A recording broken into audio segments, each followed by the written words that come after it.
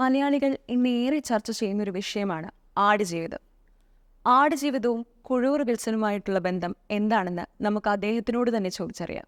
Actually ഇപ്പോൾ 2024 ഇപ്പോൾ ഈ അടുത്ത ദിവസങ്ങളിൽ ലോകം മുഴുവനും ഇപ്പോൾ വായിക്കാൻ കഴിവില്ലാത്ത മനുഷ്യർക്ക് വരെ കാണാൻ പറ്റാവുന്ന രീതിയിൽ ആ കഥ വരാൻ പോവുകയാണ്. അതുകൊണ്ടാണ് നമ്മൾ ഈ വർത്തമാനം പറയാനായിട്ടുള്ള ഒരു കാരണം.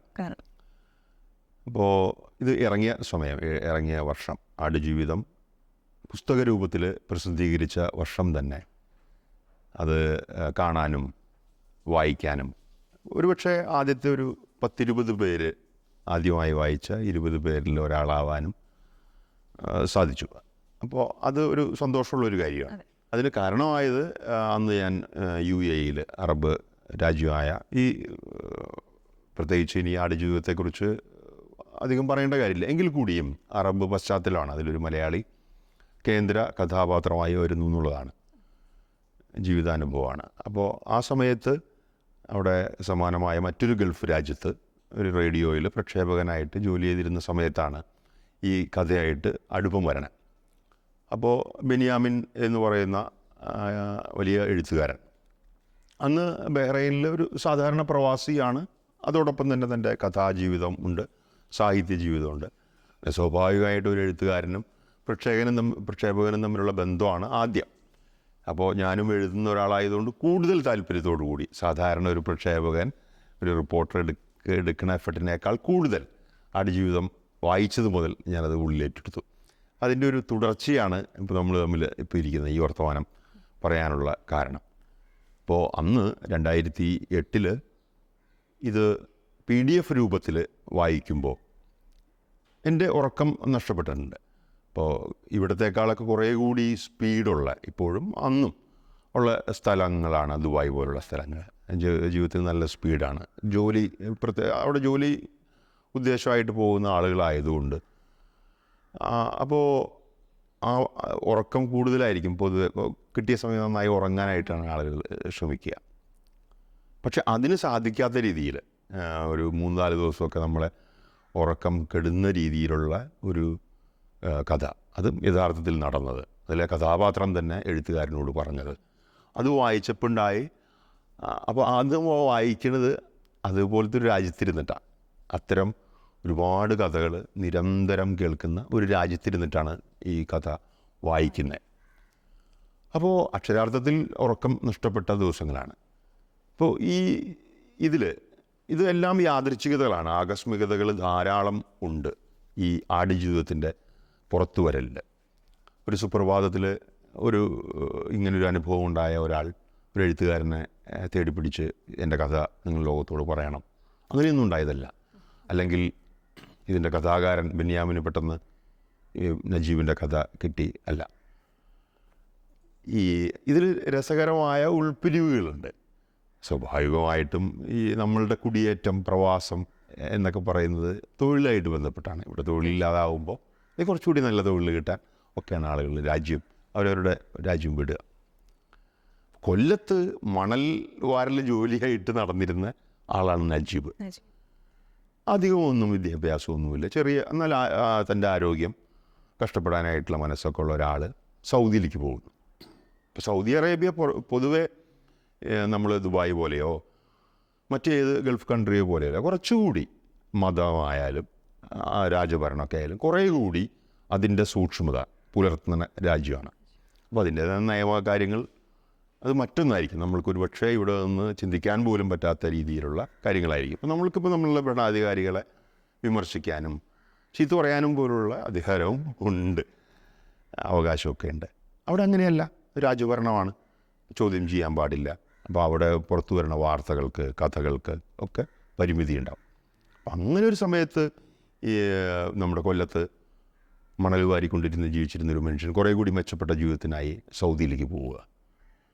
അവിടെ വെച്ചിട്ട് വെറും ചതിയല്ല, സാധാരണ സ്ഥലങ്ങളിലൊക്കെ ചെന്ന് ധാരാളം ചതികളുടെ കഥകളൊക്കെ നമ്മൾ കേട്ടിട്ടുണ്ട്. ഇതങ്ങനെയല്ല, മനുഷ്യക്കടത്തിൻ്റെ വലിയൊരു കുറച്ചുകൂടി പ്ലാൻഡ് വെർഷനാണ്. എയർപോർട്ടിൽ വെച്ചിട്ട് തന്നെ താൻ എനിക്ക് വേണ്ടി വന്നതാണ് എന്ന് പറഞ്ഞിട്ട് ഇയാളെ തട്ടിക്കൊണ്ടുപോവുകയാണ്. മറ്റൊരാൾക്കോ വേണ്ടി, മറ്റേതോ നല്ല ഒരു മുതലാളിക്ക് വേണ്ടി വന്ന ഒരു തൊഴിലാളി കമ്മ്യൂണിക്കേഷൻ്റെ അഭാവം കൊണ്ടും ലാംഗ്വേജിൻ്റെ പ്രശ്നങ്ങൾ കൊണ്ടും എയർപോർട്ടിൽ വെച്ചിട്ട് തന്നെ കിഡ്നാപ്പ് ചെയ്യപ്പെടുക മറ്റൊരു ക്രൂരനായിട്ടുള്ള ഒരു മനുഷ്യനാൽ.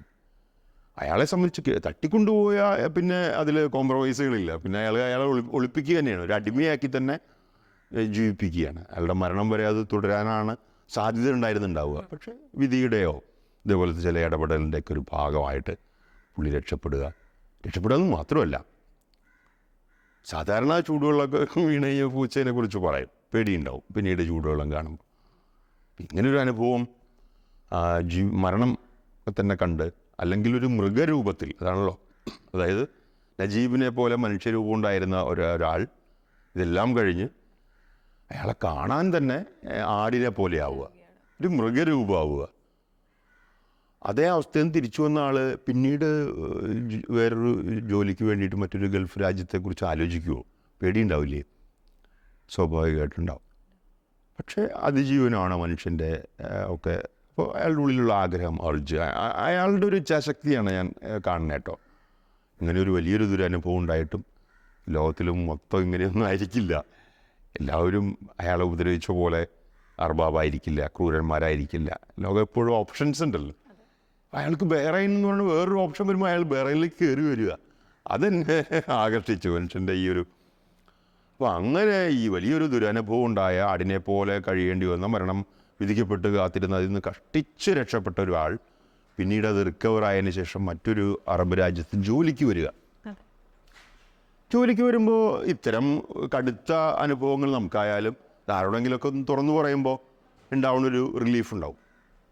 അയാൾക്ക് ചിലപ്പോൾ ഭാഷയില്ലായിരിക്കാം, നന്നായി അവതരിപ്പിക്കാൻ അറിയില്ലായിരിക്കാം, പക്ഷേ അയാൾ ആരോടെങ്കിലൊക്കെ പറഞ്ഞു കാണും. അങ്ങനെ അയാളുടെ താമസ സ്ഥലത്തുള്ള ഒരു മനുഷ്യനോട് പറഞ്ഞൊരു കാര്യം, അയാൾക്കും ഈ കഥ കേട്ടിട്ട് പിന്നീട് ഉറക്കക്കേട് സംഭവിക്കുന്നു. അയാൾ മറ്റൊരാളോട് പറയുന്നു, കുറച്ചുകൂടി ഇതൊക്കെ അവതരിപ്പിക്കാൻ പറ്റുമെന്ന് കഴിവുള്ള സുനിൽ എന്ന് പറയുന്ന മാവേലിക്കരക്കാരനായിട്ടുള്ള ഒരാളെ ഈ കാര്യം അവതരിപ്പിക്കുന്നു. പക്ഷേ സുനിലിന് എഴുത്തിനോടും വായനയോടും ഒക്കെ താല്പര്യമുള്ളതുകൊണ്ടും ബെന്യാമിൻ സുഹൃത്താണ്. അപ്പോൾ ഒരുപക്ഷെ തൻ്റെ കയ്യിൽ നിൽക്കില്ല ഈ എഴുത്ത് എന്ന് തോന്നിയതുകൊണ്ട് കുറേ കൂടി ഈ മേഖലയിൽ നന്നായി ജോലിയെടുക്കുന്ന, കുറേ കൂടി ചിട്ടയുള്ള ഒരാളെ ഏൽപ്പിക്കാമെന്ന് കരുതിയിട്ടാണ് ബെന്യാമിനെ സുനിൽ പരിചയപ്പെടുത്തുന്നത്. സുനിൽ അപ്പോൾ ബെന്യാമിൻ തന്നെ പറയുന്നുണ്ട്, സുനിൽ തന്നെ പറയുന്നുണ്ട്. ആദ്യം ബെന്യാമിനോട് പറഞ്ഞപ്പോൾ ബെന്യാമിൻ ഒഴിഞ്ഞു മാറുകയാണ്. ബെന്യാമിൻ അവിടെ ഒരു ഓഫീസ് ജോബ് ചെയ്യുന്ന ആളാണ്, അക്കൗണ്ട് വിഭാഗത്തിലാണ്. അയാളുടേതായിട്ടുള്ള കാര്യങ്ങളുണ്ട്, മറ്റെഴുത്തുകളും ഒക്കെ സജീവമായി സാംസ്കാരിക പ്രവർത്തനമൊക്കെ നടക്കുന്ന സമയമാണ്. അപ്പോൾ ഇങ്ങനെ ഒരു വലിയൊരു കഥ ഏറ്റെടുക്കാൻ ബെന്യാമിൻ തയ്യാറാകുന്നില്ല. പക്ഷെ സുനിൽ പിന്നീട് ഒരിക്കൽ കൂടി നിങ്ങൾ തന്നെ അത് ചെയ്യണം എന്ന് പറയുന്നു. അങ്ങനെയാണ് അപ്പോൾ ഈ കഥയൊക്കെ പിന്നീട് ഞാൻ കേൾക്കുന്നതാണ്. ബെന്യാമിൻ നജീബിൻ്റെ കയ്യിൽ നിന്ന് ഈ കഥ കേൾക്കുന്നത് ഇങ്ങനെയാണ്. പക്ഷേ ബെന്യാമിനിലെ വളരെ അച്ചടക്കമുള്ള അതിൻ്റെ ഒരു കാര്യം, ബെന്യാമിനെ അതിൻ്റെ സാഹിത്യ ഗുണം കൊണ്ട് ഒക്കെ പല വിമർശനങ്ങളും ഒക്കെ ഇപ്പോൾ പുകഴ്ത്തലുകളോടൊപ്പം തന്നെ ശ്രദ്ധിക്കപ്പെടുന്ന ഒരു നല്ല വലിയ സിനിമ വരുമ്പോൾ എല്ലാം നല്ലതാണെന്ന് പറഞ്ഞാലും അതിനെക്കുറിച്ച് നിരീക്ഷണം ബുദ്ധിയോടുകൂടി എൻ്റെ ക്യാമറയെക്കുറിച്ചോ സാങ്കേതിക വശങ്ങളെക്കുറിച്ചോ അഭിനേതാക്കളെക്കുറിച്ചൊക്കെ പറയുന്നത് പോലെ തന്നെ ആടുജീവിതം എന്നുള്ള കൃതി എല്ലാ വശത്തും അംഗീകരിക്കപ്പെടുമ്പോൾ അതിന് സാഹിത്യത്തെ ചിലപ്പോൾ അത്ര പോരാ എന്ന് പറയാറുണ്ട്. അനുഭവം വലുതാണ്, പക്ഷെ ഭാഷ പോരാ എന്നൊക്കെ പറയാറുണ്ട്. അതുപോലെയുള്ള കാര്യങ്ങൾ ഇപ്പോൾ സ്വാഭാവികമായിട്ടുള്ളൊരു കാര്യമാണ് വലുത് സംഭവിക്കുമ്പോൾ. അതും ആ കാര്യത്തിലുണ്ടായി. അപ്പോൾ എന്നെ അത്ഭുതപ്പെടുത്തിയൊരു കാര്യം, ഇപ്പം ഞാനിപ്പോൾ ധാരാളം സംസാരിക്കുന്നു, ഒരു ചോദ്യം ചോദിച്ചപ്പോഴേക്കും ഇങ്ങനെ തുടർച്ചയായി സംസാരിക്കും. ഇതുപോലൊരു സമയത്ത് ഈ ആടുജീവിതം വായിച്ചതിന് ശേഷം നജീബുമായി ഞാൻ ഫോണിൽ സംസാരിക്കാൻ ശ്രമിച്ചു. അപ്പോൾ ഏകദേശം ഒരു 15 മിനിറ്റ് ഞാൻ സംസാരിക്കുമ്പോൾ 1 മിനിറ്റ് നജീബ് സംസാരിച്ചാലായി. അപ്പോൾ അത്ര അയാളുടെ മേലുള്ള ഓർമ്മകളുടെ ഭാരം, അയാൾ അനുഭവിച്ച ജീവിതത്തിൻ്റെ ഭാരം ഒക്കെ തന്നെ അയാൾക്കത് പറയാൻ പറ്റാത്ത രീതിയിൽ അയാളെ മാറ്റിയിട്ടുണ്ട്. അതെല്ലാം പറയുമ്പോൾ തന്നെ ആ സ്ഥലത്തേക്ക് നമ്മൾ പോകേണ്ടി വരും, മെൻ്റലി ഒന്നുകൂടി അത് അനുഭവിക്കും. അപ്പോൾ ഇങ്ങനെയൊരു അധികമൊന്നും മിണ്ടാത്ത വളരെ മിതഭാഷിയായിട്ടുള്ള ഒരാളിൽ നിന്ന് ഈ കഥകൾ മൊത്തം കേട്ടെടുക്കാനായിട്ടുള്ള ഒരു കഴിവ്, അതിന് ക്ഷമ വേണം, അത് അവതരിപ്പിക്കാനുള്ള കഴിവ് പിന്നീട് വേണം. ആ കാര്യത്തിൽ ബെന്യാമിനെ അംഗീകരിക്കാതിരിക്കാൻ വയ്യ. കാരണം ചിലരിൽ നിന്ന് കഥകൾ കേട്ടാൽ എളുപ്പം നമുക്ക് കഥ മനസ്സിലാവും, നന്നായി അവതരിപ്പിക്കാൻ പറ്റും. ഇതങ്ങനെയല്ല. നജീബ് അന്നത്തെ ഈ ആടുജീവിതത്തിൻ്റെ കാര്യം കൊണ്ട് തന്നെ നന്നായി കമ്മ്യൂണിക്കേഷൻ നടത്താൻ പറ്റാത്ത ഒക്കെ ഒരാളായി മാറിയിട്ടുണ്ട്. അങ്ങനെ ഒരാളിൽ നിന്ന് ഇങ്ങനെയൊരു കഥയെടുക്കുകയും അത് എല്ലാ മനുഷ്യർക്കും, സാധാരണ കുട്ടികൾ പോലും വായിക്കുന്നുണ്ട്, അവർക്ക് മനസ്സിലാകുന്ന ഭാഷയിൽ അവതരിപ്പിക്കാൻ പറ്റിയെന്നുള്ളതാണ് ആ കൃതിയുടെ വലിയൊരു മഹത്വമായി ഞാൻ കാണുന്നത്. അത് ഒരു കാര്യം. മറ്റൊന്ന് അതിൻ്റെ ഒരു സാഹസികതയാണ്. സാധാരണ രീതിയിൽ ഇപ്പം നമ്മളുടെ ലോക്കൽ എപ്പോഴും അതിനൊരു പ്രാമുഖ്യമുണ്ട്. ഇപ്പം നമ്മൾ ഇവിടെയാണ് നമ്മുടെ വീട് എന്ന് കരുതുക, നമുക്ക് ഈ പരിസരത്തുള്ള കടകളിലോ സ്ഥലങ്ങളിലൊക്കെ തന്നെ പരിചയം കൂടുതൽ, ബന്ധു അല്ലെങ്കിൽ ആളുകളൊക്കെ ഉണ്ടാവും. അപ്പോൾ ലോക്കൽ ആയിട്ടുള്ള ആളുകൾക്ക് കുറച്ചൊരു ഗർവവും ഒക്കെ ഉണ്ടാവും. അപ്പോൾ അതിൻ്റെ തന്നെ വലിയൊരു വെർഷനാണ്. അപ്പോൾ ആ ലോക്കൽ അറബ് പ്രാതിനിധ്യമൊക്കെ ശക്തമായൊരു സ്ഥലത്ത് നിന്നുകൊണ്ട് അവർക്കെതിരെയുള്ള അതിൽ മിക്ക വില്ലൻ കഥാപാത്രങ്ങൾ, പ്രത്യേകിച്ച് ആടുജീവിതമൊക്കെ വായിച്ചാൽ പിന്നീട് അടുത്ത നിമിഷം കാണുന്ന നമ്മൾക്ക് ഒരു അറബിയെ കാണുമ്പോൾ നമുക്ക് വലിയ കലി തോന്നും, വെറുപ്പ് തോന്നും. അപ്പോൾ അങ്ങനെയൊരു അത്യാവശ്യം ഇപ്പോൾ ഇതുപോലെയുള്ള പ്രശസ്തിയൊന്നും ഇല്ലെങ്കിൽ കൂടിയും എഴുത്തുകാരൻ എന്നുള്ള ലേബലുള്ള ഒരാളാണ്. ബെഹ്റിനെ പോലുള്ള ഒരു രാജ്യത്ത് ജോലി ചെയ്യുന്ന ആളാണ്. എന്ന് മാത്രമല്ല ഈ കഥ പറഞ്ഞിരിക്കുന്ന ആൾ ബെന്യാമിൻ്റെ അടുത്ത് തന്നെ ഉണ്ട്.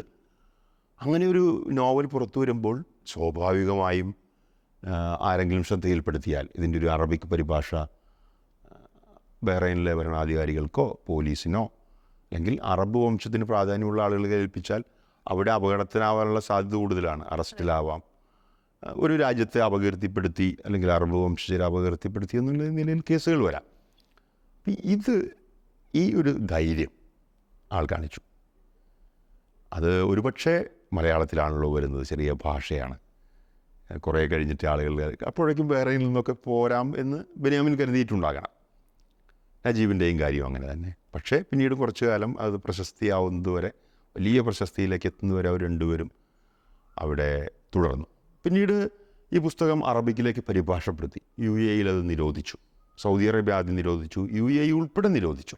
ഇപ്പോഴും സിനിമ വരുമ്പോൾ UAE, ദുബായ് ഉൾപ്പെട്ട രാജ്യമായ UAE അവിടെ സിനിമ കാണിക്കുന്നുണ്ട് എന്നാണ് അറിയുന്നത്. മറ്റൊരു ഗൾഫ് രാജ്യങ്ങളിലും ഈ സിനിമ കാണിക്കുന്നില്ല.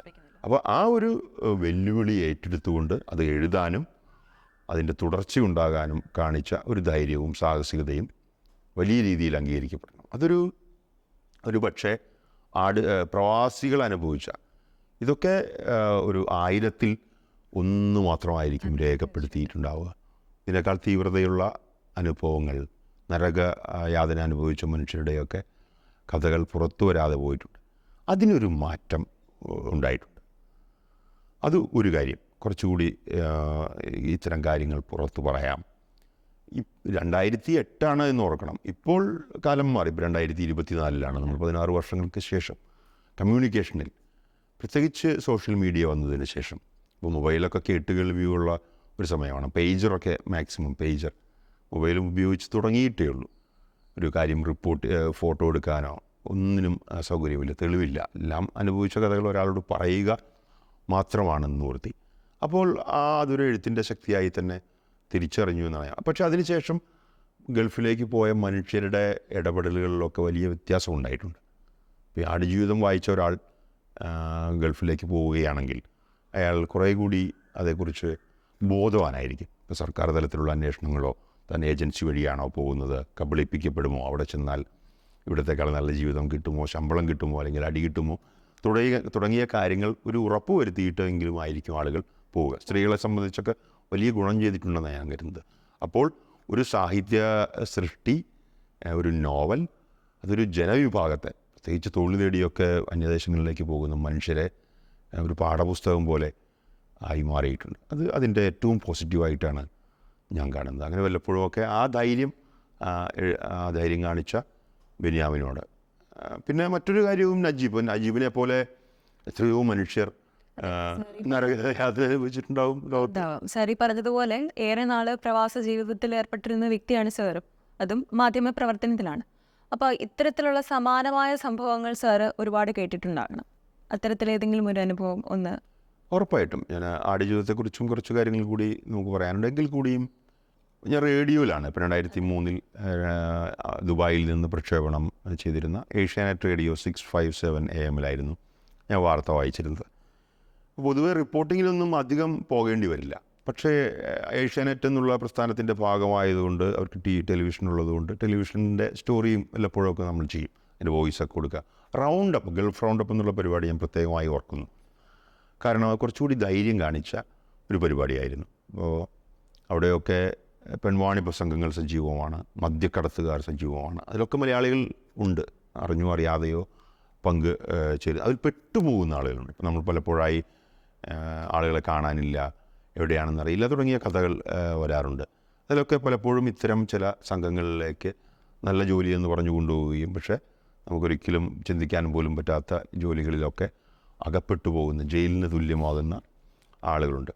ഇത് റിപ്പോർട്ട് ചെയ്യാനായിട്ട് ആ രാജ്യത്തിൻ്റെ ഉന്നതി അല്ലെങ്കിൽ അവരുടെ ഒരു റെപ്യൂട്ടേഷൻ പലപ്പോഴും സമ്മതിക്കില്ല.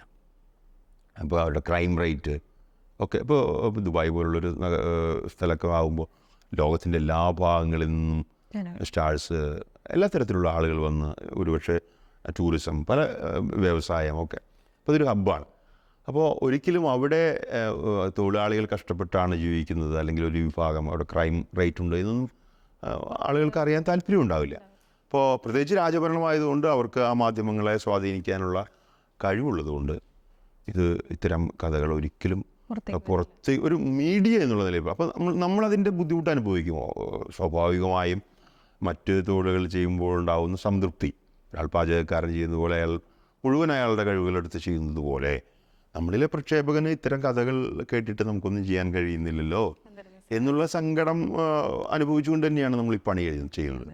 നിരവധി കഥകൾ, പ്രത്യേകിച്ച് ടെലിഫോൺ ഇൻ പ്രോഗ്രാംസൊക്കെ ധാരാളം ഉള്ളതുകൊണ്ട് ജയിലിൽ നിന്ന് പോലും അവിടുത്തെ കുറേ കൂടി ജയിലിൻ്റെ ഒക്കെ ജീവിതം കുറേ കൂടി വ്യത്യസ്തമാണ്. 70-ലധികം രാജ്യത്തിൽ നിന്നുള്ള മനുഷ്യർ സഹവസിക്കുന്നതുകൊണ്ടാകും ജയിൽ നിയമമൊക്കെ വേറെയാണ്. ഒരുപക്ഷെ ആടുജീവിതത്തേക്കാൾ മനോഹരമായ ജീവിതം ജയിലിലുണ്ട്. റേഡിയോയിലായിരിക്കുമ്പോൾ നിരവധി ഫോൺ കോളുകൾ വരും. അപ്പോൾ അതിൽ എന്താണെന്നുള്ള നമുക്കൊരു ധാരണ ഉണ്ടാവില്ല. അപ്പോൾ എനിക്കൊരു വെള്ളിയാഴ്ച പൊതുവേ ജൂനിയേഴ്സാണ് വാർത്ത വായിക്കുക. അപ്പോൾ ഞാൻ ചെന്ന സമയമാണ് 2003 ഞാൻ അവിടെ ചെല്ലുന്നത്. 2004 2005 ആണ്. അപ്പോൾ വെള്ളിയാഴ്ച അവിടുത്തെ അവധി, ഇപ്പോൾ അത് മാറി. അപ്പോൾ വെള്ളിയാഴ്ച വാർത്തയ്ക്ക് മുടക്കമില്ല. അപ്പോൾ പൊതുവെ ജൂനിയേഴ്സായിട്ടുള്ള ആളുകളാണ് വാർത്ത വായിക്കാൻ വരിക. അപ്പോൾ അന്ന് വലിയ പണി കാണില്ല. വാർത്ത എല്ലാ മണിക്കൂറിലും ചെറിയ വാർത്താ ബുള്ളറ്റിൻ വിടുക, ബാക്കിയെല്ലാം റെക്കോർഡഡ് പ്രോഗ്രാംസ് ആയിരിക്കും. നമുക്കാണെങ്കിൽ ഇഷ്ടംപോലെ സമയം ഫ്രീ ആണ്. നമ്മൾ റെക്കോർഡ് ചെയ്യണ ഈ ടെക്നീഷ്യനും ഒരാൾ മാത്രമേ ഉണ്ടാവുള്ളൂ. വലിയ വിശാലമായ ഓഫീസ് നമ്മുടെ കയ്യിലാണ്, മീഡിയ സിറ്റിയിലെ ഏഷ്യാനെറ്റ് ഓഫീസ്. അപ്പോൾ അന്ന് നമ്മൾ വാർത്തകളൊക്കെ ചെയ്യും. ബാക്കിയുള്ള സമയം കുറച്ച് സാധാരണ ദിവസത്തേക്കാൾ കുറച്ചുകൂടി ആശ്വാസത്തോടു കൂടിയിരിക്കുന്ന ദിവസമായിരിക്കും. ഇപ്പോൾ ധാരാളം ഫോൺ കോളുകൾ ഓരോ പ്രോഗ്രാം പോയതിന് ശേഷവും, കാര്യം ആളുകൾ ലൈവാണ് പോകണമെന്ന് കരുതിയിട്ട് വിളിച്ചുകൊണ്ടേയിരിക്കുന്നുണ്ടാവും. നമ്മൾ വല്ലപ്പോഴൊക്കെ ഇങ്ങനെ കോളുകൾ എടുക്കാം. ഞാനിതേപോലെ ഒരു വാർത്ത വായിച്ചു കഴിഞ്ഞ് ഇറങ്ങുന്ന സമയത്ത് ഇതേപോലെ ഒരു ഫോൺ കോൾ എടുക്കുമ്പോൾ ഒരു സ്ത്രീ ശബ്ദമാണ്. അപ്പോൾ അവരുടെ പേര് പറഞ്ഞു, ഞാൻ പേരൊക്കെ മറന്നുപോയി, കാലങ്ങളായി. ഫൗസിയ എന്നോ മറ്റോ ആണ്. കൊല്ലം സ്വദേശിനി തന്നെയാണ് അവരൊരു പ്രായമായിട്ടുള്ള അധികം മധ്യവയസ്കൊക്കെ കഴിഞ്ഞൊരു സ്ത്രീയാണ്. ശബ്ദത്തിൽ നിന്ന് എനിക്ക് അങ്ങനെയാണ് മനസ്സിലാവുന്നത്. അപ്പോൾ അവർ ഫോൺ എടുത്ത വഴി തന്നെ അവർ വിൽസൺ അല്ലേ എന്ന് ചോദിക്കുന്നു. അപ്പോൾ കുറച്ചുകൂടി പ്രായമായിട്ടുള്ളൊരു ശബ്ദ ഇതിലാണ് അവരോട് സംസാരിക്കുന്നത്. പിന്നെ വലിയ കാലത്ത് ഒരുപാട് കാലം പരിചയമുള്ള പോലെയാണ് ഇവരെന്നോട് സംസാരിക്കുന്നത്, പ്രോഗ്രാമുകൾ സ്ഥിരമായിട്ട് കേൾക്കുന്നത്. അപ്പോൾ ഞാൻ വിചാരിച്ചു അതായിരിക്കും. അപ്പോൾ ഞാൻ തിരിച്ച് പേര് ചോദിച്ചു, ഒരു പേര് പറഞ്ഞു. ഞാൻ ചോദിച്ചു എവിടെ നിന്നാണ് വിളിക്കുന്നത്? സ്വാഭാവിക ഒരു നമ്മൾ മര്യാദ എന്നുള്ള നിലയിൽ എവിടെ നിന്നാണ് വിളിക്കുന്നതെന്ന് ചോദിക്കുന്നു. അവരുടനെ പറയുന്നു ഞാൻ ബഹ്റൈൻ ജയിലിലാണ് നിന്ന് വിളിക്കുന്നതെന്ന് പറഞ്ഞു. അപ്പോൾ അതെനിക്കൊരു പുതിയ അനുഭവമായിരുന്നു. കാരണം ജയിലിൽ നിന്ന് ഫോൺ കോളുകളൊക്കെ വരാറുണ്ടെങ്കിൽ കൂടിയും എനിക്ക് അങ്ങനെ ഒരു ഫോൺ എടുക്കുന്നത് ആദ്യമായിട്ടാണ്. അപ്പോൾ അവർ വലിയ വെപ്രാളത്തിൽ പറയുന്നുണ്ട്, എനിക്കിപ്പോൾ ഇന്ന് 15 മിനിറ്റാണ് ഈ ഫോൺ ചെയ്യാനുള്ള സമയം. ഇത് കഴിഞ്ഞാൽ എനിക്കിനി അടുത്ത വെള്ളിയാഴ്ച മാത്രമേ ഫോൺ ചെയ്യാൻ പറ്റുള്ളൂ. അതും കുറേ നേരം ക്യൂ നിന്നാലാണ് വിളിക്കാൻ പറ്റുക. അപ്പോൾ ഇപ്പോൾ ഞാൻ പറയുന്നത് ഒരു അടിയന്തര സ്വഭാവത്തിൽ വിൽസൺ സാർ കേൾക്കണം. ഞാൻ പറഞ്ഞു ഞാൻ കേൾക്കാം. അപ്പോൾ ഞാനും ആകെ ഒരു വിഭ്രാന്തിയിലായി. പ്രതീക്ഷിക്കാത്ത ഒരു കോളാണ്. അപ്പോൾ ഞാനിപ്പോൾ പേനയും പേപ്പറൊക്കെ അടുത്തുള്ളതുകൊണ്ടും ഇവർ പറയുന്നത് മൊത്തം ഞാൻ എത്രയും വേഗം എഴുതിയെടുത്തു.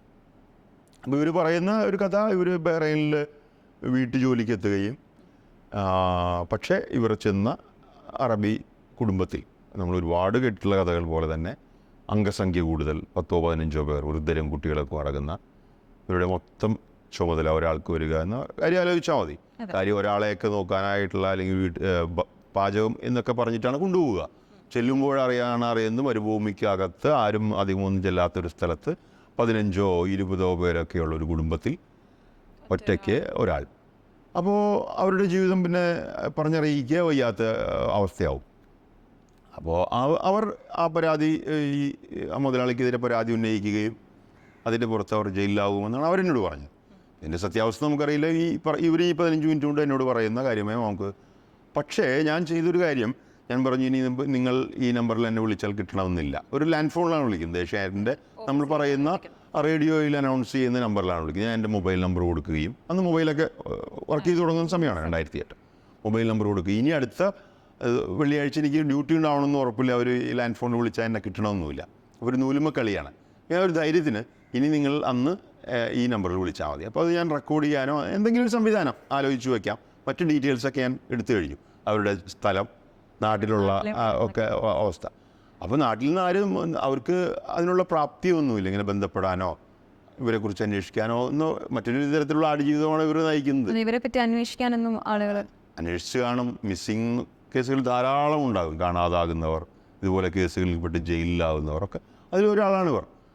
അവർ നിരന്തരമായി ഈ റേഡിയോ കേൾക്കുന്നതുകൊണ്ടും ഈ നമ്പർ തപ്പിപ്പിടിച്ച് അങ്ങനെ വിളിച്ചതുകൊണ്ടും ആ നിമിഷം സംഭവിച്ചുകൊണ്ടാണ് ഇതുണ്ടായത്. അപ്പോൾ പക്ഷേ പിറ്റേ ആഴ്ച ഞാൻ കുറേ കൂടി അലർട്ടായിരുന്നു. സാധാരണ ഇവിടെ നിന്ന് വിളിക്കുന്ന ഒരാളല്ല. അവർക്ക് ക്യൂ നിന്ന് ജയിലിൽ നിന്ന് 15 മിനിറ്റ് അവസരം കിട്ടിയ ഒരാൾ വിളിക്കുക. അപ്പോൾ ഞാൻ അതേക്കുറിച്ച് വളരെ ബോധവാനാണ്. പിറ്റേ വെള്ളിയാഴ്ച എനിക്ക് ഡ്യൂട്ടി ഇല്ലെങ്കിൽ കൂടിയും ഈ ഫോണിനായി ഞാൻ 11 മണി സമയം കാത്തിരിക്കുന്നുണ്ട്. ഇവരെന്നെ വിളിക്കുന്നു, ഞാൻ മുഴുവൻ സമയം കാര്യങ്ങളിൽ എഴുതിയെടുക്കുന്നു, കുറച്ചുകൂടി അവർക്ക് ആശ്വാസം കൊടുക്കും ഞാൻ. പക്ഷേ എനിക്കന്ന് നമുക്ക് ബഹ്റൈനിലെ മലയാളികളായിട്ട് ബന്ധപ്പെട്ട് പ്രവർത്തിക്കുന്നവരായി ബന്ധപ്പെടാനും ഇങ്ങനെയൊരു കേസിൽ ഉണ്ട് എന്നും അവരെ രക്ഷിക്കണമെന്നും എനിക്ക് കാര്യങ്ങൾ പാസ് ചെയ്യാൻ പറ്റി. അതുപോലെ തന്നെ സംഭവിച്ചു. അവരെ അവിടെ സഹായങ്ങൾ ചെയ്യുന്ന മനുഷ്യർ അവരെ ചെന്ന് കാണുകയും സന്നദ്ധ സംഘടനാ പ്രവർത്തകർ ചെന്ന് കാണുകയും അവരെ പുറത്തു കൊണ്ടുവരികയും ചെയ്യും. ഇവർ തിരുവനന്തപുരത്ത് എയർപോർട്ടിൽ വന്നിട്ട് ഇവരെന്നെ ഫോൺ ചെയ്യുന്നുണ്ട് നാട്ടിലെത്തിയതിന് ശേഷം. വലിയ സന്തോഷത്തിൽ അന്ന്. പക്ഷെ നമ്മൾ ഇത്തിരി കുറേ കൂടി വലിയ തിരക്കുകളിൽ മറ്റ് വർഷമൊന്നും ഞാൻ ഓർക്കുന്നില്ല. പക്ഷെ ഞാനും സന്തോഷം പറയും. പിന്നെ അവർ വിളിച്ചിട്ടില്ല. ഇതൊരു രക്ഷപ്പെട്ടു വന്നു. ഇതൊരു ചെറിയൊരു കഥ മാത്രമാണ്. എൻ്റെ ജീവിതത്തിലൂടെ സംഭവിച്ച ഒരു ചെറിയ കഥയാണ്. അതുപോലെ ധാരാളം. പിന്നീട് 2016 കാലഘട്ടത്തിൽ സാർ ഈ പറയുന്നത് പോലെ ഒരു ജയിൽ ജീവിതം സാറിനും അനുഭവിക്കേണ്ടി വന്നിട്ടുണ്ട്. അപ്പോൾ ആ ജയിലിനകത്തും ഇതുപോലെ നിരവധി പ്രവാസ ജീവിതത്തെ പറ്റി സാർ കേട്ടിട്ടുണ്ടാകണം. ആയിരക്കണക്കിന് ആടുജീവിതം എന്നാണ് അതേക്കുറിച്ച് എനിക്ക് പറയാനുള്ളത്. ഞാനൊരു 42 ദിവസങ്ങളാണ് ഞാൻ തന്നെ ജോലി വാർത്ത വായിച്ചിരുന്ന ആ രാജ്യത്ത് തന്നെ 2-3 ജയിലുകളിലായി കഴിയുന്നത്. ഒരു സ്ഥലത്ത് 10-12 ദിവസമൊക്കെ വായിച്ചു. പക്ഷേ അവിടെ വെച്ച് തന്നെ ഞാൻ കണ്ടുമുട്ടിയ കഥാപാത്രങ്ങൾ എന്നെ സംബന്ധിച്ചിടത്തോളം എനിക്ക് ഉൾക്കൊള്ളാൻ പറ്റാത്തത്ര ഹെവിയാണ്.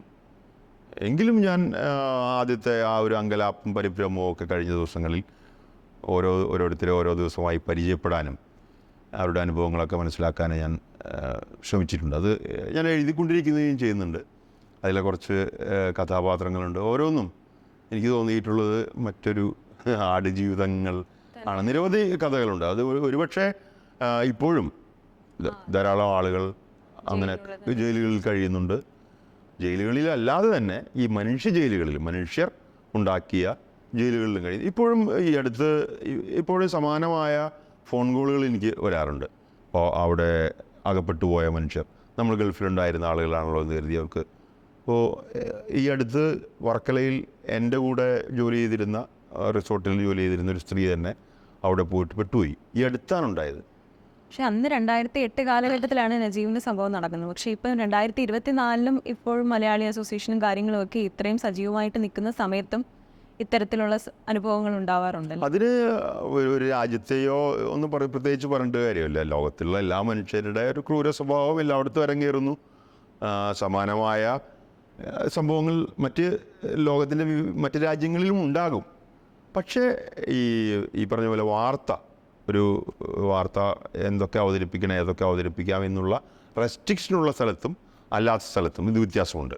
നമുക്കിപ്പോൾ ഇവിടെ തന്നെ ഒരു കാര്യം സംഭവിച്ചാൽ നമുക്ക് അത് അടുത്ത സുഹൃത്തുക്കൾക്കോ ആർക്കെങ്കിലുമോ ഒക്കെ പൊതുജന മധ്യത്തിലോ അല്ലെങ്കിൽ അധികാരികളുടെയൊക്കെ ഭാഗത്തോ പോലീസിൻ്റെ ഭാഗത്തോ ഒക്കെ എത്തിക്കാനുള്ള സംവിധാനങ്ങളെങ്കിലും ഉണ്ട്. ഇതില്ലാത്ത മേഖലകൾ ഇപ്പോഴും ഗൾഫ് മേഖലയിൽ ഉണ്ട് എന്ന് ഞാൻ പറഞ്ഞു വരികയായിരുന്നു. പുതിയ റിപ്പോർട്ടുകളും അത് തന്നെയാണ് പറയുന്നത്. പക്ഷേ ഒരുപാട് മാറ്റം വന്നിട്ടുണ്ട്. ഇപ്പോൾ നജീബിൻ്റെ കയ്യിലൊക്കെ അന്ന് നന്നായി പ്രവർത്തിക്കുന്ന ഒരു മൊബൈൽ ഫോൺ ഉണ്ടാകുമായിരുന്നെങ്കിൽ കഥ മറ്റൊന്നാകുമായിരുന്നു. പക്ഷേ അങ്ങനെയൊന്നുമില്ലാത്ത സ്ഥലങ്ങൾ ഇപ്പോഴും ഉണ്ട്. ഈ അടുത്ത് 2023 സമാനമായ ഒരു വീട്ടനുഭവം, വീട്ടുജോലിക്ക് പോയ ഒരു സ്ത്രീയുടെ വലിയ അനുഭവം എനിക്ക് കേൾക്കേണ്ടി വന്നു. ഭാഗ്യവശാൽ അവർ രക്ഷപ്പെട്ട്, സ്വന്തം നിലയ്ക്ക് രക്ഷപ്പെട്ട് അവർ തിരിച്ചെത്തി. ഇപ്പോഴും അത് തുടരുന്നു തന്നെയാണ്. പക്ഷേ ഒരു ആശ്വാസം ഉണ്ടായിട്ടുണ്ട്. ഇങ്ങനെയൊരു കൃതി രേഖപ്പെടുത്തിയതുകൊണ്ട് മറ്റുള്ളവർക്ക് മാറ്റങ്ങൾ വന്നിട്ടുണ്ടോ എന്നുള്ള കാര്യം തർക്കമില്ല. 2008 കാലഘട്ടത്തിൽ സർ ഈ കഥ കേട്ടതിന് ശേഷം പിന്നീട് നജീബിനെ കാണാനിടയായിട്ടുണ്ടോ? 2008 2 കാര്യങ്ങളാണ് ഉണ്ടാകുന്നത്. ഒന്ന്, ഈ PDF ആണ്. ബെന്യാമിനായിട്ടുള്ള ആ കഥ പറഞ്ഞില്ല. ബെന്യാമിനെ പരിചയപ്പെടുന്നത്, ബെന്യാമിൻ എഴുതുന്ന ഒരാളാണ്. ഞാനും റേഡിയോ വായനയ്ക്ക് പുറമെ എഴുത്ത് മാർഗമായി കൊണ്ടുപോകുന്നവരാണ്. സ്വാഭാവികമായി ഞങ്ങൾക്കിടയിലുള്ള ഒരു പരിചയം. മറ്റൊന്ന്, ഗൾഫ് മേഖലയിലാണ് രണ്ടുപേരും. ആൾ ബഹ്റൈനിലാണെങ്കിൽ ഞാൻ ദുബായിലാണ്. അപ്പോൾ പ്രത്യേകിച്ച് ക്രിസ്ത്യൻ എഴുത്തുകാർ അധികമൊന്നും ഇല്ല. ഇനിയിപ്പോൾ UAE തന്നെ ശ്രദ്ധിക്കപ്പെടുന്ന ആളുകളാണെങ്കിൽ തന്നെയും മറ്റ് വിഭാഗങ്ങളിലൊക്കെ പെടുന്നതാണ്. ഞാൻ അതേ രീതിയിൽ അങ്ങനെ മതം ജാതി പറയുകയല്ല. പക്ഷേ ക്രിസ്തീയ ബിംബങ്ങൾ ഉപയോഗിച്ചുകൊണ്ട് എഴുതുന്ന ഒരാളായിട്ട് ഞാൻ ബെന്യാമിനെ ആദ്യകാലങ്ങളിൽ, ഇപ്പോൾ അബീഷഗീൻ പോലുള്ള ചെറിയ കൃതികളുണ്ട്, അതിലൊക്കെ തന്നെ ക്രിസ്ത്യൻ പശ്ചാത്തലമാണ് അധികവും.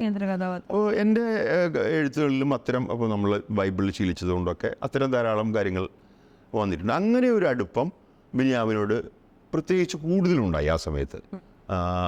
പ്രത്യേകിച്ച് ഗൾഫ് മേഖലയിലൊക്കെ തിളങ്ങുന്ന ആളുകളിൽ ശ്രദ്ധിക്കപ്പെട്ടു വരുന്ന ഒരാളാണ്. അപ്പോൾ ആ ഒരു അടുപ്പം ഞങ്ങൾ തമ്മിൽ ഉണ്ടാകുന്നു.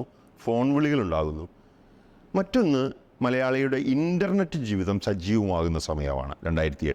ഇപ്പോൾ 2005, 2006, 2007 ബ്ലോഗ്, ഇപ്പോൾ ഇന്നത്തെ ഫേസ്ബുക്കിൻ്റെയും നവമാധ്യമങ്ങളുടെയും ഒരു തൊട്ടപ്പൻ എന്നൊക്കെ പറയാവുന്ന കാര്യമാണ് ബ്ലോഗ്. അപ്പോൾ അതിൽ ഇത്ര വീഡിയോസോ അല്ലെങ്കിൽ ശബ്ദമോ ഒക്കെ സന്നിവേശിപ്പിക്കാനുള്ള സാധ്യതകളില്ലെങ്കിലും ടൈപ്പ് ചെയ്യാനായിട്ടുള്ള ടെക്സ്റ്റ് അവതരിപ്പിക്കാനായിട്ടുള്ള നല്ല സാധ്യതകളുണ്ടായിരുന്നു ബ്ലോഗിൽ. അതിൽ ബെന്യാമിനുണ്ട്, ഞാനുണ്ട്, ലോകത്തിൻ്റെ വിവിധ ഭാഗങ്ങളിലുള്ള ആളുകളുണ്ട്. അതിൽ ജാതി മതം അതിൻ്റെ ഒരു പരിഗണനയല്ല, കക്ഷി രാഷ്ട്രീയം പരിഗണനയല്ല, ലിംഗഭേദം, ആണുങ്ങളാണോ പെണ്ണുങ്ങളാണോ എന്ന് എഴുതുന്നതെന്ന് അറിയാൻ പറ്റില്ല. അത്രയും സ്വാതന്ത്ര്യത്തോടു കൂടിയിട്ടാണ്, അതായത് അത്രയും സ്വാതന്ത്ര്യത്തോടു കൂടിയിട്ടാണ് ആളുകൾ ബ്ലോഗിൽ എഴുതിയിരുന്നത്. അപ്പോൾ അതിൻ്റെ ഒരു പ്രൊഡക്ട്സാണ് ഞങ്ങൾ രണ്ടുപേരും. അപ്പോൾ അതിൽ കുറച്ചുകൂടി ധൈര്യമുണ്ട്. അനോണിമസ് ആയിട്ട് നമുക്ക് എഴുതാം, കള്ളപ്പേരിൽ എഴുതാം. അപ്പോൾ അങ്ങനെ ധാരാളം പേര് ആ ബ്ലോഗിൻ്റെ സജീവമായ കാലത്ത് അവരവരുടെ രാജ്യങ്ങളിലെ അനീതിക്കെതിരെയൊക്കെ എഴുതിയിട്ടുണ്ട്. അതിൻ്റെ ഒരു വലിയ എക്സ്റ്റൻഷനായിട്ടാണ് ഞാൻ ആടുജീവിതത്തെ കാണുന്നത്. ആടുജീവിതം നേരിട്ട് ബ്ലോഗിൽ ബെന്യാമിൻ പ്രസിദ്ധീകരിച്ചില്ല എങ്കിൽ കൂടിയും അതിൻ്റെ ഒരുക്കകാലത്ത് വളരെ സജീവമായ ജീവിത പ്രശ്നങ്ങളും സാമൂഹിക പ്രശ്നങ്ങളും ഒക്കെ ബെന്യാമിൻ അതിൽ അവതരിപ്പിച്ചിട്ടുണ്ട്. ആ രാജ്യത്തെ പ്രശ്നങ്ങളാണോ? രാജ്യത്തെ പ്രശ്നങ്ങളും ഉൾപ്പെടെ.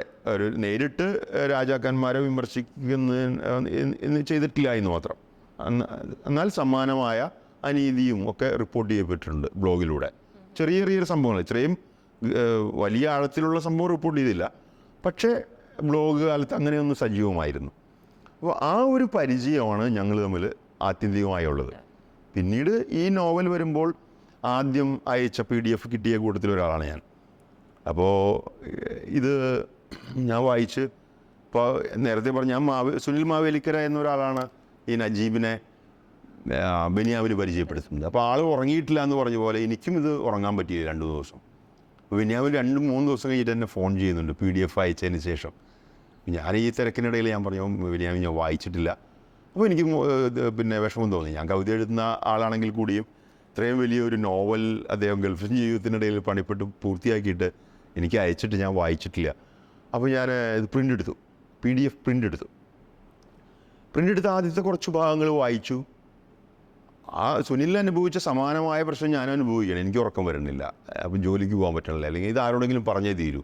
ഒരു മാസ് കമ്മ്യൂണിക്കേഷനുള്ള സാധനമാണ്. ഒരാളോട് ഇപ്പോൾ എൻ്റെ ഒരു സ്വകാര്യമാണെങ്കിൽ എനിക്ക് തന്നോട് പറയാം, അല്ലെങ്കിൽ വേറെ ആളോട് പറയാം.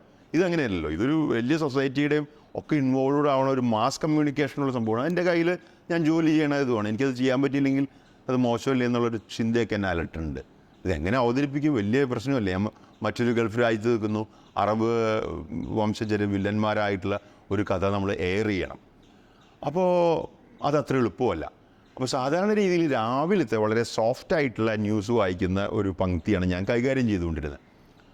അപ്പോൾ ഈ ദിവസങ്ങളിൽ സംഭവിക്കണമെന്ന് വെച്ച് കഴിഞ്ഞാൽ അവിടെ ഗൾഫിൽ അവധി നോർമലി കിട്ടില്ല. നമുക്ക് ആഴ്ചയിൽ 1-2 ദിവസം കൃത്യ അവധിയല്ലാതെ എളുപ്പം ചെറിയ തലവേദന, ഇവിടെയാണെങ്കിൽ നമുക്കൊരു ചെറിയ എക്സ്ക്യൂസൊക്കെ കിട്ടും, വിളിച്ചു പറഞ്ഞാലോ വയ്യ എന്നൊക്കെ പറഞ്ഞാലോ. കാരണം നമുക്ക് പകരം ആരെങ്കിലും അവർക്ക് കണ്ടെത്താൻ പറ്റും. പക്ഷേ ഗൾഫിലെ പ്രക്ഷേപകരുടെ സ്ഥിതി അതല്ല. മലയാളം പ്രക്ഷേപണ ജോലിയായിട്ട് ഇരിക്കുന്ന കുറച്ച് പേരേ ഉള്ളൂ. ഇന്ന് രാവിലെ ഇയാൾ 6 മണിക്ക് എത്തിയില്ലെങ്കിൽ ആ ഷോ മുടങ്ങും. അപ്പോൾ അങ്ങനെയുള്ളൊരു പ്രോബ്ലം ഉണ്ട്. അതുപോലെ അപ്പോൾ എനിക്ക് ഈ നോവൽ കിട്ടി, ഞാൻ ആദ്യത്തെ 1-2 അധ്യായം കഴിഞ്ഞപ്പോൾ എനിക്കിത് നിലത്ത് വയ്ക്കാൻ പറ്റില്ല. അപ്പോൾ ഞാൻ സാധാരണ മുമ്പ് ഇവിടെയൊക്കെ ആയിരുന്നു നമ്മൾ ചെയ്യുക, അവധി എടുത്തിട്ട് പുസ്തകം വായിക്കുകയാണ് അത് ചെയ്യുക. ഇത് അവിടെ അത് പറ്റില്ല. എങ്കിലും ഞാനൊരു കള്ളം പറഞ്ഞിട്ട്, ഞാൻ അസുഖമാണെന്ന് പറഞ്ഞ് ഞാൻ ഒരു ദിവസം കൊണ്ട് ഈ പുസ്തകം മുഴുവൻ വായിച്ചു തീർത്തു. വായിച്ചു തീർത്തിട്ട് ഈ പുസ്തകം കയ്യിൽ കിട്ടിയ ആളും വായിച്ചു തീർത്ത ആളും വേറെയാണ്, രണ്ടായി മാറി. ഇങ്ങനെ എനിക്ക് പിന്നെ ഇരിക്കപ്പോറുന്നില്ല, തുടക്കത്തിലുണ്ടായിരുന്ന അനുഭവമല്ല. അപ്പോൾ പക്ഷേ എനിക്കിത് ആരോടെങ്കിലും പറഞ്ഞാൽ മതിയാവും. അങ്ങനെ വീണ് നോക്കുമ്പോൾ പിറ്റേ ദിവസം, അടുത്ത ദിവസങ്ങളിലൊന്ന് വൈകുന്നേരത്തെ ഡ്യൂട്ടി എനിക്ക് കിട്ടുന്നു. അപ്പോൾ വൈകുന്നേരത്തെ പ്രത്യേകത എന്ന് വെച്ചാൽ ന്യൂസ് അവറാണ്. അതിൽ നമുക്ക് മറ്റ് അതിഥികളൊക്കെ കൊണ്ടുവരാം, അവരുടെ കഥകളൊക്കെ പങ്കുവയ്ക്കാൻ പറ്റിയ ഒരു സമയമാണ്. പൊതുവേ നമ്മൾ സോഫ്റ്റായ കുറച്ച് ബിസിനസ് താല്പര്യങ്ങളുള്ള, അവിടെ ആർക്കും പരിക്കുകളില്ലാത്ത സ്റ്റോറീസാണ് അവതരിപ്പിക്കുക. പക്ഷേ ഇത് എൻ്റെ ഉള്ളിൽ കിടക്കുന്നതുകൊണ്ട് ഞാൻ വിചാരിച്ചു ആടുജീവിതം അവതരിപ്പിക്കാം. ഇതിലൊരു ചെറിയ ഒരു പേടിയുണ്ട്. കാരണം ഞാൻ നേരത്തെ പറഞ്ഞ പോലെ അറബ് വംശജർ വില്ലന്മാരായിട്ടുള്ള കഥയാണ് നമ്മൾ റേഡിയോ കൂടെ അവതരിപ്പിക്കേണ്ടത്. അത് അവരുടെ രാജ്യത്തെ റേഡിയോ കൂടെ. അപ്പോൾ അത്ര സ്മൂത്തല്ല. അപ്പോൾ നമ്മൾ ആലോചിച്ചു, ആകെയുള്ളൊരു ധൈര്യം, ആടുജീവിതം അധികം പേര് വായിച്ചിട്ടില്ല. ഇതിൻ്റെ കണ്ടൻറ്റ് നമ്മൾ പറഞ്ഞാലേ ഇവർക്ക് അറിയൂ. പ്രകാശനം കഴിഞ്ഞിട്ടില്ല. ഇത് നമ്മളിത് വായിച്ചതിൻ്റെ ഒരു ഭ്രമത്തിലാണ് ഇത് സ്റ്റോറിയാക്കാൻ പോകുന്നത്. ബിനിയാമിനോട് സംസാരിച്ചു. ബിനിയാമിൻ പറഞ്ഞ ആളുകൾക്ക് മനസ്സിലാവുമോ, കഥ മനസ്സിലാവില്ലല്ലോ. അപ്പോൾ ഞാൻ പറഞ്ഞു നമുക്കിതൊരു ആമുഖമായിട്ട് പറയാം. ഇങ്ങനെ ഒരാൾ തൊഴിൽ നേടി സൗദി അറേബ്യയിലെത്തുന്നു, ചതിക്കപ്പെട്ട് മസ്രയിലെത്തുന്നു, പതുക്കനെ അയാൾ ഒരു ആടായി മാറുന്നു, അയാൾ അവിടെ നിന്ന് രക്ഷപ്പെടുന്നു, അതിസാഹസികമായി രക്ഷപ്പെടുന്നു, എഴുത്തുകാരനെ കാണുന്നു, എഴുത്ത് പങ്കുവയ്ക്കുന്നു, താനത് എഴുതുന്നു, അത് പുറം ലോകം അറിയാൻ പോകുന്നു. നമുക്ക് അങ്ങനെ അവതരിപ്പിക്കാം. അതിലെ വില്ലൻ കഥാപാത്രങ്ങൾ അറബികളാണെന്ന് ഇപ്പോൾ പറയണ്ട. അങ്ങനെ ഒരു ധാരണ പുറത്ത് ഞങ്ങൾ ന്യൂസ് അവറിൽ തീരുമാനിക്കുകയാണ്. അപ്പോൾ ഏകദേശം ഒരു 3 മണിയോട് കൂടിയിട്ട് നമ്മൾ ഉച്ചയ്ക്ക് 3 മണിയോട് കൂടിയിട്ട് കാര്യങ്ങൾ സെറ്റ് ചെയ്യുന്നു. 7 മണിക്കാണ്, വൈകുന്നേരം 7 തൊട്ട് 8 വരെയാണ് ലുലു ന്യൂസ് അവർ. നമ്മുടെ യൂസഫ് അലി ഓണറായിട്ടുള്ള ലുലു ആണ് അതിൻ്റെ സ്പോൺസർ. അപ്പോൾ ഈ 1 മണിക്കൂർ എന്ന് വെച്ചാൽ പ്രൈം ടൈമാണ്, ഡ്രൈവിംഗ് ടൈമാണ്. UAE ആളുകളൊക്കെ റേഡിയോ കേൾക്കുക പ്രൈം ടൈമാണ്. അപ്പോൾ ഓരോ മിനിറ്റിന് നല്ല വിലയുണ്ട്. അപ്പോൾ നമ്മൾ സാധാരണ രീതിയിൽ 7 മണിക്ക് ആരംഭിക്കുന്നു, 7:20 ആകുമ്പോഴേക്കൊക്കെ ഉള്ള പ്രധാനപ്പെട്ട വാർത്തകളൊക്കെ അവതരിപ്പിച്ച് കഴിഞ്ഞ് നമ്മൾ ഗൾഫ് മേഖലയിൽ നിന്ന് ഒരു നോവലിൻ്റെ കഥ രംഗത്ത് അവതരിപ്പിക്കുകയാണെന്ന് ആമുഖം പറഞ്ഞ് ബെന്യാമിൻ ലൈനിൽ കൊണ്ടുവരുന്നു. ഇങ്ങനെ ഒരു കഥ പുറത്തിറങ്ങിയിട്ട്, ഇങ്ങനെ ഒരു നോവൽ പൂർത്തിയാക്കിയിട്ടുണ്ട്, എഴുത്തുകാരനായിട്ടുള്ള ബെന്യാമിനാണ് അതിൻ്റെ കർത്താവ്. ഇതിലെ ഈ അനുഭവം പങ്കുവയ്ക്കുന്നത് നജീബാണ്. നജീബിൻ ലൈനിലുണ്ടെന്ന് പറഞ്ഞിട്ട് 2 പേരെ നമ്മൾ ടെലിഫോൺ ലൈനിൽ നിർത്തിയിരിക്കുക. ഭാഗ്യത്തിന് ബെന്യാമിൻ അത്യാവശ്യം സംസാരിക്കും, നന്നായി സംസാരിക്കും. ബെന്യാമിൻ അത് ഏറ്റെടുക്കുന്നു, കണ്ടിന്യൂ ചെയ്യുന്നു. പിന്നെ ഞാൻ നജീബിലേക്ക് വരുന്നു. നജീബിലേക്ക് വരുമ്പോൾ നജീബിനെ ഞാൻ കണ്ടിട്ടില്ല ജീവിതത്തിൽ. ഫോണിൽ സംസാരിച്ചൊരു പരിചയമുള്ളൂ. ഒട്ടും സ്മൂത്തല്ല. ആ സമയത്ത് നജീബ് ബഹ്റൈനിൽ വർക്ക് ചെയ്യും. ബഹ്റൈനിലുണ്ട്, ബെന്യാമിൻ്റെ അടുത്ത് തന്നെയാണ്. അപ്പോൾ ഇയാൾ പക്ഷേ ടെലിഫോൺ ലൈനിലാണ് നമുക്ക് ഇൻ്റർവ്യൂവിന് വന്നിരിക്കുന്നത്. അപ്പോൾ ആ ഒരു ബുദ്ധിമുട്ട് ഞാൻ അനുഭവിച്ചു. കാരണം അങ്ങനെ ഒരു ദുരിത ജീവിതത്തിലൂടെ കടന്നുപോയ ഒരാൾ പതുക്കെ മാറി അയാൾക്ക് സംസാരിക്കാൻ ഒഴുക്കില്ല, പല ബുദ്ധിമുട്ട്. അതിൻ്റെ ട്രോമ കഴിഞ്ഞിട്ട് അത് ടെലിഫോൺ ലൈനിൽ നമ്മൾ ചെറുതായിട്ടൊന്ന് പെട്ടു, എങ്കിലും അഡ്ജസ്റ്റ് ചെയ്തു. അപ്പോൾ 2-3 ഒരു റിസ്ക് ഫാക്ടർ ഉണ്ടോ ഒന്ന് ആർക്ക് ഒരു സ്റ്റോറി നമ്മൾ അവതരിപ്പിക്കുക എല്ലാവർക്കും മനസ്സിലാവണമെന്ന് കരുതിയിട്ടാണ്. നമ്മുടെ ഇതിൻ്റെ ഒരു ഉദ്ദേശം അധികം പേർക്ക് മനസ്സിലാവരുത്. കാരണം ഇതിൽ അവിടെ പാരകൾ ധാരാളം ഉണ്ടാകും. ഇപ്പോൾ ഞങ്ങളെയൊക്കെ UAE ചെല്ലുമ്പോൾ നമ്മളെ ഏറ്റവും പേടിപ്പിച്ചിരുന്ന ഒരു കഥ, കലാകാരന്മാർ മാധ്യമപ്രവർത്തകരൊക്കെ അവിടെ ചെല്ലുമ്പോൾ, ചെറുപ്പക്കാരാണെങ്കിൽ നമ്മൾ കുറച്ചൊക്കെ സാഹസികത കാണിക്കുമല്ലോ ആ ഒരു പ്രായത്തിൻ്റെ. അപ്പോൾ പ്രായമുള്ള ആളുകൾ നമ്മളെ പേടിപ്പിക്കുന്നത് ശവന്തീനി ഉറുമ്പുകളുടെ കഥ പറഞ്ഞിട്ടാണ്. പണ്ട് ഷാർജയിൽ 80-90 കാലഘട്ടത്തിൽ ഇവിടെ നിന്ന് പോയ മലയാളികളായ നാടകത്തോട് ഇഷ്ടമുള്ള മനുഷ്യർ നാടകം അവതരിപ്പിക്കുന്നു. പക്ഷേ ഈ നാടകത്തിലെ ശവന്തേനി ഉറുമ്പുകൾ എന്നുള്ളത് അറബികളെക്കുറിച്ചാണ് എന്ന് അതായത് ഈ നാടകത്തോട് ദേഷ്യമുള്ള മറ്റു മലയാളികൾ പറഞ്ഞു വരുത്തുകയും ഈ നാടകം ട്രാൻസ്ലേറ്റ് ചെയ്ത്, അതായത് അറബിക്കിലേക്ക് പരിഭാഷപ്പെടുത്തി അവിടുത്തെ ഭരണാധികാരികളെ ഏൽപ്പിക്കുകയും ഇവർ ഇന്ന് നാടകം കളിച്ചത് നിങ്ങൾക്കെതിരെയാണ് എന്ന് ബോധിപ്പിക്കുകയും ചെയ്യുന്നു. അതിലെ 7, 8, 9 പേരടങ്ങുന്ന മൊത്തം ആളുകൾ UAE ജയിലിലായി, ഷാർജ ജയിലിലായി, വർഷങ്ങളോളം ദുരിത ജീവിതം, അവരുടെ ലൈഫ് തന്നെ പോയി. അങ്ങനത്തെ ഒരു കഥയുണ്ട്. കഥയിൽ ഉണ്ടായ സംഭവമുണ്ട്. അവരുടെ നാടകം അവതരിപ്പിക്കാനായിട്ട് എത്തിയവരാണ്. അല്ല, അവിടെ പല ജോലികളിൽ ഏർപ്പെട്ടിരുന്നവർ ഇതുപോലെയൊക്കെ അവിടെ സാംസ്കാരിക പ്രവർത്തനമൊക്കെ ഉണ്ടല്ലോ. അപ്പോൾ അതിൻ്റെ ഭാഗമായി അവതരിപ്പിച്ച നാടകം. അപ്പോൾ അതൊരു ഇവിടെ നിന്ന് പുതുതായി ചെല്ലുന്ന ഓരോ സാംസ്കാരിക പ്രവർത്തകനെയും ഓരോ കലാകാരനെയും ഓരോ മാധ്യമ പ്രവർത്തകനെയും ഈ ഒരു പാഠം ആദ്യം കാരണവന്മാർ പറഞ്ഞു വയ്ക്കും. പിന്നെ നമ്മൾ ചെയ്യുന്ന എല്ലാ കാര്യത്തിലും ഒരു ദുഃഖം ഉണ്ടാവും. അപ്പോൾ ആ പേടി, അപ്പോൾ ഞാൻ താമസിക്കുന്നത് ഷാർജയിലാണ്, ജോലി ചെയ്യുന്നത് ദുബായിലാണ്. കാര്യം ഇവർ രണ്ടുപേരും ഇരിക്കുന്നത് ബഹ്റൈനിലാണ്. ഇതിനി എല്ലാവരും കേൾക്കാൻ പോകും. അന്നൊന്നും ഇത്ര തീവ്രമായി ഞാൻ ആലോചിച്ചില്ല. പക്ഷെ അന്ന് അത് ആരെങ്കിലും ആ റേഡിയോയിൽ പോയ ഈ ടോക്ക് പരിഭാഷപ്പെടുത്തി അവിടുത്തെ അധികാരികളെ ഏൽപ്പിച്ചാൽ എൻ്റെയും സ്ഥിതി ഇതൊക്കെ തന്നെയാണ്. പക്ഷെ അന്നത്തെ ഒരു ധൈര്യം, ഇത് പലരും വായിച്ചിട്ടില്ല എന്നുള്ളൊരു ആശ്വാസം ഇപ്പോൾ പക്ഷേ അത്ര സ്മൂത്തായിരിക്കില്ല ഈ ഒരു കൃതി ഇതേ അർത്ഥത്തിൽ അവിടെ. അതുകൊണ്ട് തന്നെയാണല്ലോ ഇപ്പോൾ ഈ സിനിമ എല്ലായിടത്തും ലോകത്തിലായിടത്ത് റിലീസാകുമ്പോൾ സൗദി അറേബ്യയിലില്ല.